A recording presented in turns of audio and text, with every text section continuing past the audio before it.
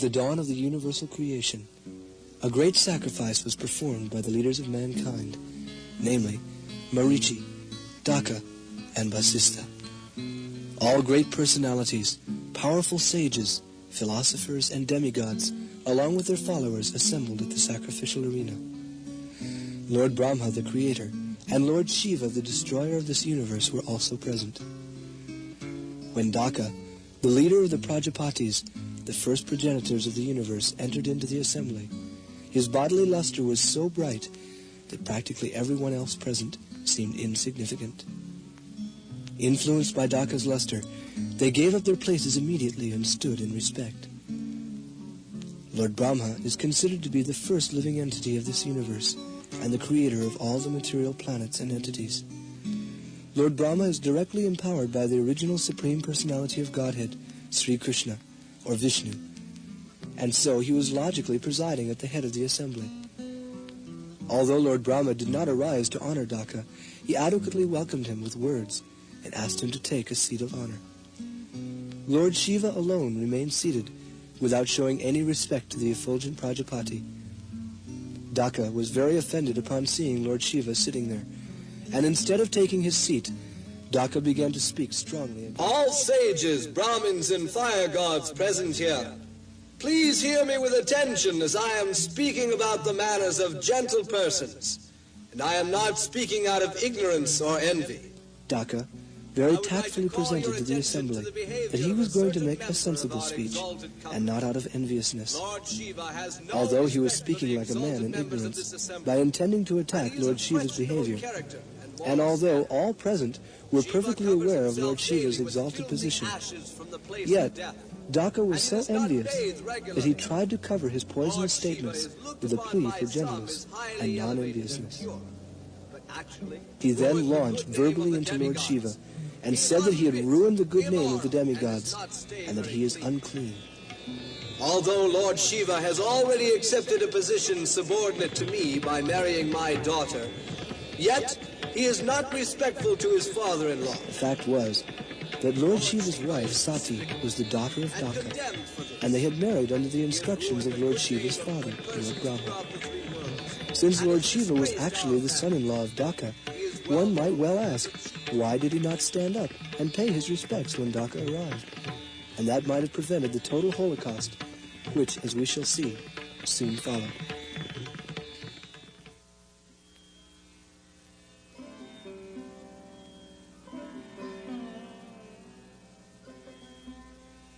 The answer is that at the time Daksha entered, Lord Shiva was meditating, as he always is, on the form of the Supreme Lord who dwells in the hearts of all creatures. As the greatest devotee of the Lord, he was in trance of ecstasy, meditating on the one God of all being and non-being, who alone is factually worthy of all of our reverence. In meditation, he might not have seen Daksha enter the arena of sacrifice.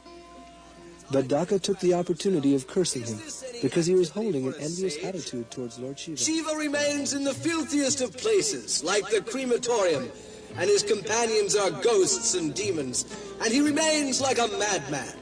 He never bathes regularly, and he puts on a garland made of skulls of dead bodies around his neck for ornamentation. He is very dear to the crazy beings in the modes of ignorance, and on the request of Lord Brahma, I handed over my chaste daughter to him, although he is devoid of all cleanliness, and his heart is filled with nasty things.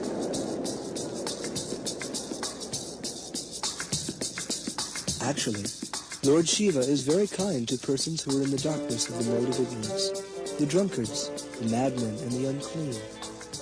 He is so compassionate upon the lowest of the low that he gives such creatures shelter and gradually makes them elevated to spiritual understanding. This is the explanation of Lord Shiva's transcendental position. Daksha cursed Lord Shiva out of envy, and he called him the lowest of the demigods, and not worth being offered oblation or taking part in the sacrifice. Daksha was a very powerful mystic Brahmin, but under the deadly influence of anger, he declared that he could not bear to carry on in the presence of the unclean Lord Shiva, and so he left the area of sacrifice. All the sages and Lord Brahma beseeched Daksha. My dear Daksha, please do not leave our company. Why, what would the sacrifice be without your presence? Yes, Daksha, please stay. The fire sacrifice cannot possibly continue without your presence. My dear Daksha, please do not leave our company. How can the sacrifice go on without you? No, he has ruined my sacrifice. He is contaminated with his filthy presence. But in spite of I all would not such stay here, requests, and for all the Daksha left the place under the effect of cruel anger. In the Bhagavad Gita, it is advised that anyone interested in spiritual advancement must avoid lust, anger, and passion. But Daksha was attacked by all three. Daksha is a despicable fool. He does not understand the transcendental Nanda Kishvar, who was one of the chief associates and disciples of Lord Shiva, was also caught in the evil influence of anger, and he cursed Daksha, as well as the Brahmins there who merely sat by. Nanda Kishvar, in his anger, did not follow the example of Lord Shiva, who was silent and tolerant. Ignited by the envy of Daksha, Nanda Kishvar wrongly accused the Brahmins present there in a non-discriminate condemnation. The whole issue became so complicated that those who were not strong enough forgot their positions, and cursing and counter-cursing went on in the great assembly.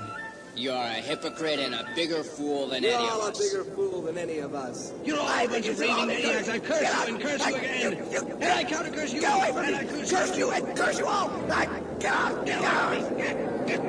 I curse you and curse. May your nose fall off in the next week. And the cursing and recursing was going on. Lord Shiva was silent and sober and didn't speak a word. Lord Shiva is described as always tolerant, but he became sorry at the unnecessary anger, and in order to stop them, he left the arena of sacrifice, and his disciples followed.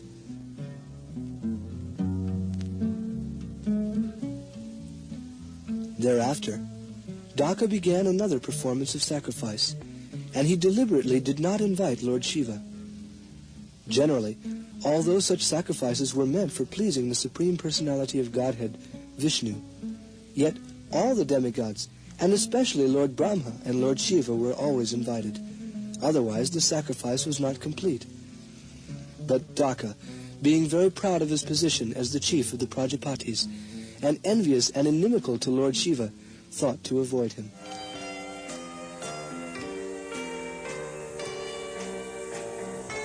Many sages and demigods from all parts of the universe, with their wives nicely decorated and dressed, were attending the sacrificial ceremony.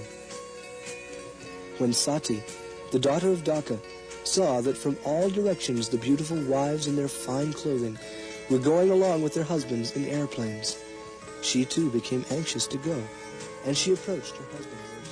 My dear Lord Shiva, if you desire to go to the ceremony, then we could go, even without an invitation. Being a woman, I have some attachment for dressing up and participating in nice social functions. I love to meet my relatives and friends in the assembly. I know you're a different personality and are not interested in material enjoyment, but I am not so transcendently advanced as yourself, and therefore I have a strong desire for a nice social family gathering. So I am begging that we might dress with ornaments and go there like the others.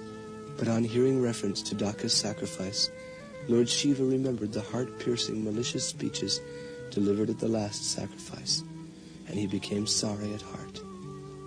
My dear wife, as soon as you would reach the house of your father, Daksha would become angry with you, although you are faultless. Therefore, I forbid you to go. As my wife, you would certainly be insulted by Daksha and his followers, and such insults would be equal to your death. All right. Finally, If you do not let she me go, forcibly then I left her shall go husband's alone. protection You and never started take out me alone anywhere in towards the world. Daksha's house. We will see if you're When Lord right. Shiva saw that My Sati was father bent would on not go going, like that. he sent his men with her, and he also followed, seated on his bull, and accompanied by thousands of disciples. When Sati reached Daksha's house, she was greeted only by her mother and sisters. Daksha, her father, completely ignored her. On account of her association with Lord Shiva, he forgot all his affection for his own daughter. Such is the material, familial conception of love, that even by the slightest provocation, all intimate affection is gone, and a whole relationship is finished. Sati was grieving over this insult, and at the same time, as she looked over the arena of sacrifice, she saw that there was no oblation or sacrificial offering being made to Lord Shiva. Whenever one offers oblation in the fire, Lord Shiva is one of the demigods honored by the chanting of the sacred mantra, Namah Shivaya Swaha. But under Dakha's instructions, the Brahmins deliberately omitted Lord Shiva's offering and were not uttering that mantra. With this, she became doubly insulted. Lord Shiva is the friend of all living entities. He fulfills all desires of the common man, as well as the higher personalities who are seeking after transcendental bliss.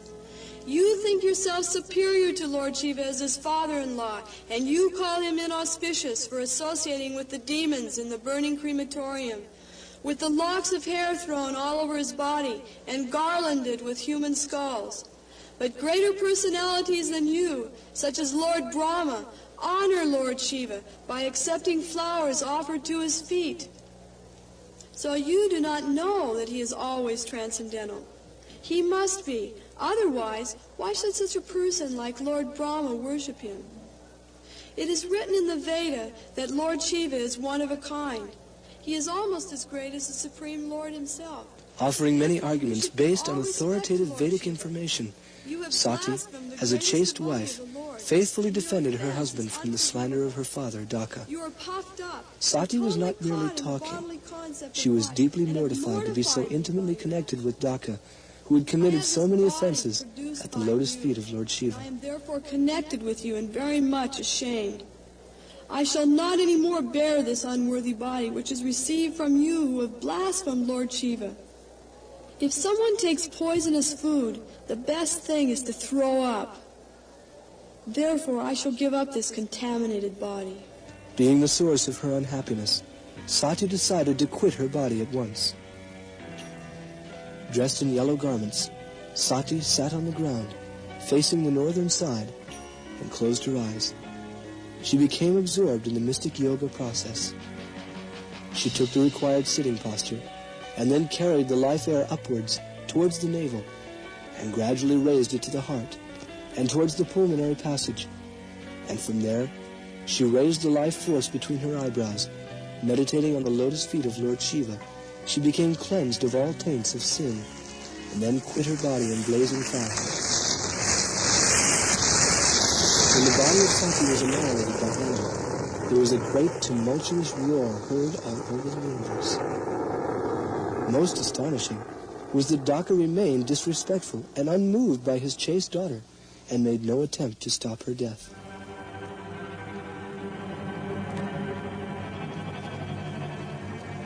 Lord Shiva was at a distance from the sacrifice, but when he was informed that his wife was dead due to Dakha's insult, and that his associate soldiers had been driven away, he became angry.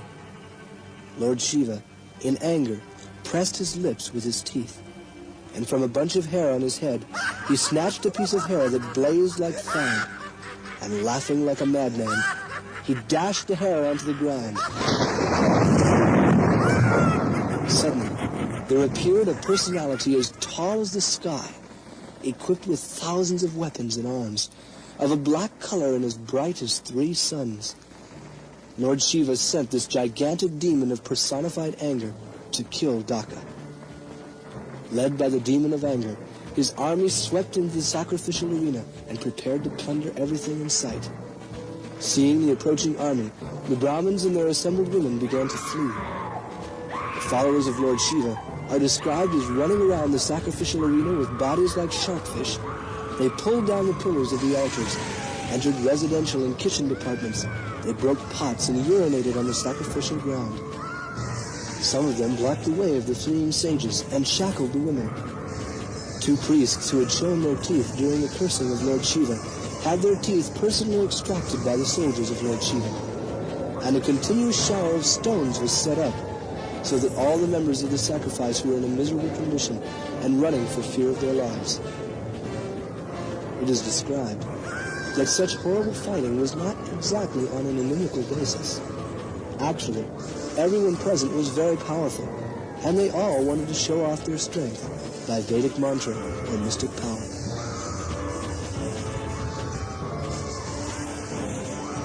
Finally, Daksha himself was beheaded by the gigantic personality created by Lord Shiva. The party of Lord Shiva gave out joyful explanations, and the Brahmins in charge of the sacrifice also exclaimed, but in grief, at the death of Daksha in such a manner. Daksha's head was thrown on the sacrificial fire, and the whole area was set on fire by the followers of Lord Shiva, who then departed for their master's place.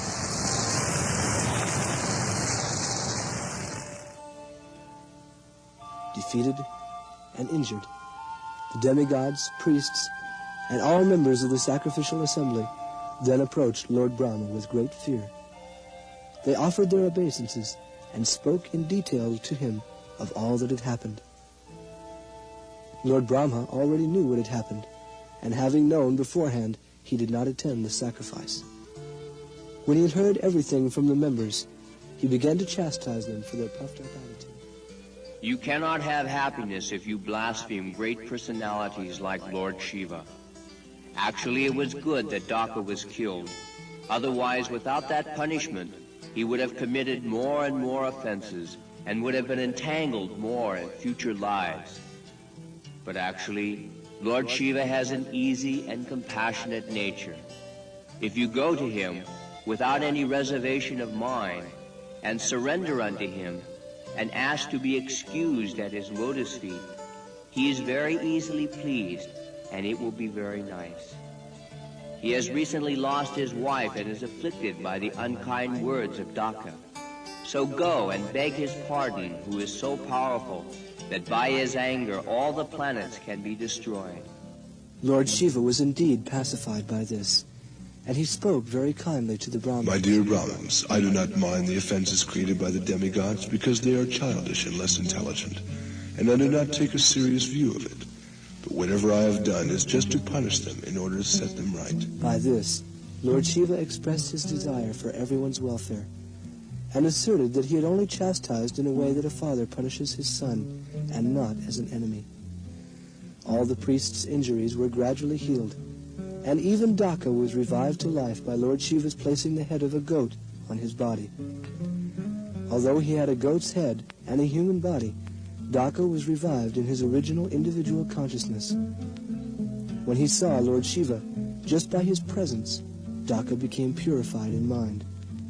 Tears rolled from his eyes, and he was finally sorry and affected by the death of his daughter, Sati. He could hardly express himself in prayers, overwhelmed with non-duplicitous love and respect for Lord Shiva. My dear Lord Shiva, although I was punished by you for my ignorance, I understand that you have not withdrawn your mercy. Please, therefore, forgive my wretched acts. After begging their forgiveness from Lord Shiva, and with the permission of Lord Brahma, Daksha again began the sacrifice in the regular way with fire and oblations.